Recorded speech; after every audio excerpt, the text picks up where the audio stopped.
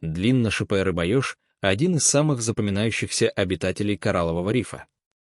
Ее компактное тело покрыто длинными шипами, которые в обычном состоянии прижаты, а при угрозе расправляются и превращают рыбу в настоящий подводный шар с иглами.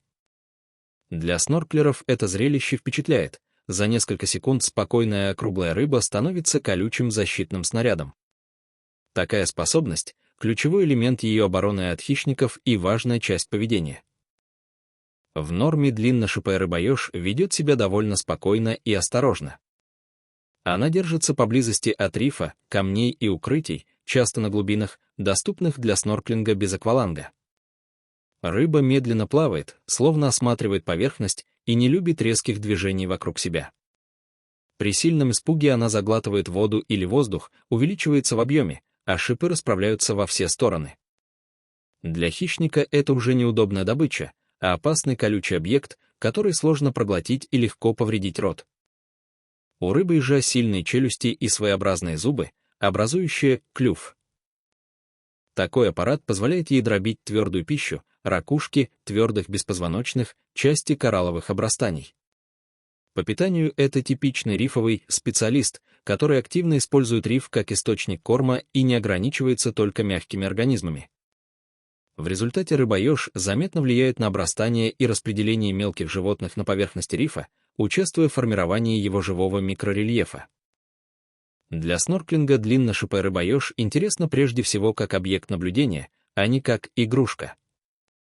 К сожалению, многие туристы пытаются спровоцировать ее на раздувание, подплывают слишком близко, трогают руками, загоняют в угол. Такая практика вредна и для рыбы, и для рифа. Важно понимать, что раздувание — не трюк ради зрелища, а крайняя защитная реакция, связанная со стрессом и энергозатратами. Правильный подход — наблюдать на расстоянии, не касаться животного и не вмешиваться в его движение. Есть еще один аспект безопасности. У ряда видов рыб-ежей и близких им диодонтов ткани могут содержать токсичные вещества. В обычных условиях снорклинга это не опасно, если рыбу не трогать и тем более не пытаться брать в руки. Основной риск для человека связан не с нападением рыбы, а с неосторожным контактом, травмой от шипов, раздражение кожи, повреждения при попытке поиграть с животным. Поэтому базовое правило простое. Чем более экзотично и необычно выглядит рифовый обитатель, тем осторожнее нужно вести себя рядом и тем меньше его стоит трогать. С экологической точки зрения длинношипая рыбаеж показывает, насколько разнообразны стратегии выживания на рифе.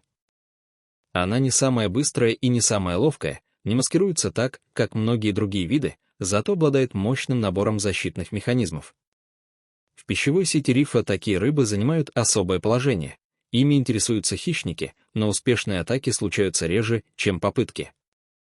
Это помогает поддерживать баланс между крупными и средними хищниками, не давая им слишком сильно давить на эту группу видов.